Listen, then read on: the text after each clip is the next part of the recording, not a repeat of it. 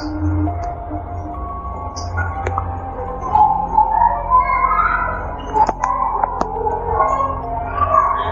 Friends, మీరు ఎలా ఉన్నారు? అందరూ బాగుండాలని కోరుకుంటున్నాను. ఈ కథ నచ్చినట్లయితే లైక్ చేసి సబ్స్క్రైబ్ చేసుకోవాల్సిందిగా నా మనవి. చీకటి చరిత్రలు కలిగిన గంజిగూడెం అడవి అంచున ఉన్న హైవే 44 రూట్పై ఒక కారు మెల్లగా దుమ్ము చల్లి నడుస్తుంది. డ్రైవర్ పేరు విక్రమ్, ఐటీ ఉద్యోగి. హైదరాబాద్ నుంచి బెంగళూరుకు వెళ్ళడానికి నైట్ డ్రైవ్ ఎంచుకున్నాడు. రాత్రి 12 దాటిన సమయం. హైవేపై అంతగా వాహనాలు లేవు. చుట్టూ ఎటు చూసినా పొడి చెట్లు, అడవి శబ్దాలు, నిశ్శబ్దాన్ని చెడగొడుతున్న చెడరాని గాలుల శబ్దం మాత్రమే వినిపిస్తోంది. మొబైల్ నెట్వర్క్ మాయమైపోయింది. GPS పనిచేయడం మానేసింది. రేడియో సిగ్నల్ కూడా పోయింది. విక్రమ్కి ఎటు వెళ్ళాలో తెలియక బై రోడ్డులో కొంత దూరం వెళ్ళాడు. అకస్మాత్తుగా కార్ స్టార్ట్ ఆగిపోతుంది. ఇంజిన్ వేడెక్కిందా అని కార్ బోనెట్ ఓపెన్ చేసి చూస్తాడు. అప్పుడే వెనుక తడి జుట్టుతో నల్ల చీరలో ఓ యువతి తడిగా నిలబడి ఉన్నట్టు కనిపిస్తుంది. ఆమె ముఖం స్పష్టంగా కనిపించదు, కానీ ఆమె కళ్ళ నుంచి నీటి బిందువులు కారుతున్నాయి. ఒక్కసారిగా ఆమె కారు వైపు పరిగెత్తుతోంది. భయంతో విక్రమ్ లోపలికి వెళ్ళి డోర్ లాక్ చేస్తాడు. ఆమె అద్దానికి తల గుద్దడంతో అద్దం చీలపోతుంది. విక్రమ్కు మూర్ఛ వస్తుంది. కలలు తిరిగి వచ్చే చూస్తాడు. తన కారు ఒక అడవిలో ఉంది. పక్కనే ఒక పాత బంగ్లా. బయట చిట్టడులతో నిర్మిత ద్వారాలు. లోపలికి వెళ్తాడు. లోపల కుర్చీలు బద్దలైపోయి గోడలపై రక్తపు ముద్రలు కనిపిస్తాయి. అక్కడ ఒక ఫోటో ఫ్రేమ్. అదే భయంకరంగా కనిపించిన యువతి.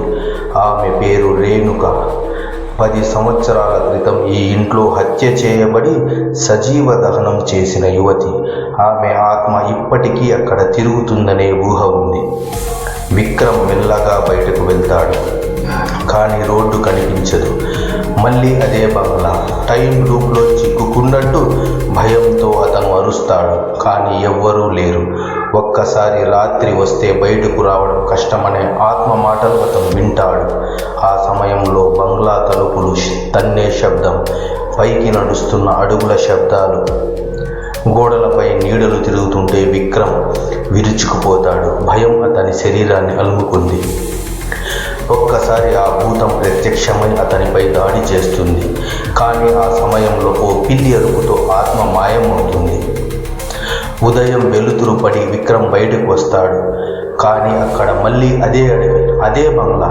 రాత్రి వచ్చే లోపు తప్పించుకోవాలని అనుకుంటాడు. కానీ వింతగా GPS మళ్ళీ పనిచేయడం మొదలవుతుంది. కార్ స్టార్ట్ అవుతుంది. హైవే కనబడుతుంది. విక్రమ్ పరిగెత్తి కార్కి చేరుతాడు. వేగంగా హైవేలోకి దూసుకెళ్తాడు.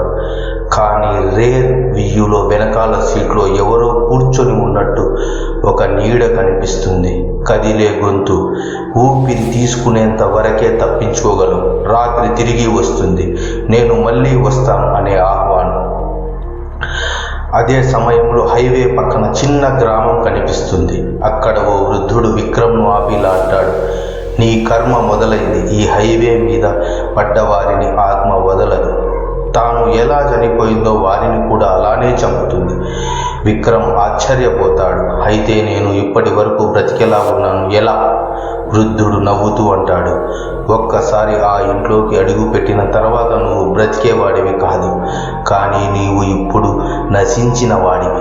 నీ శరీరం బ్రతికినట్టు అనిపిస్తున్నా అది ఆత్మగల దేహం. అప్పటికే విక్రమ్ తన చేతుల్లోకి చూస్తాడు. అతని వేళ్ళు పారదర్శకంగా మారిపోతున్నాయి. అప్పుడే అతనికి అర్థమవుతుంది, రేణుక ఆత్మ తనను బలిగొలిపింది.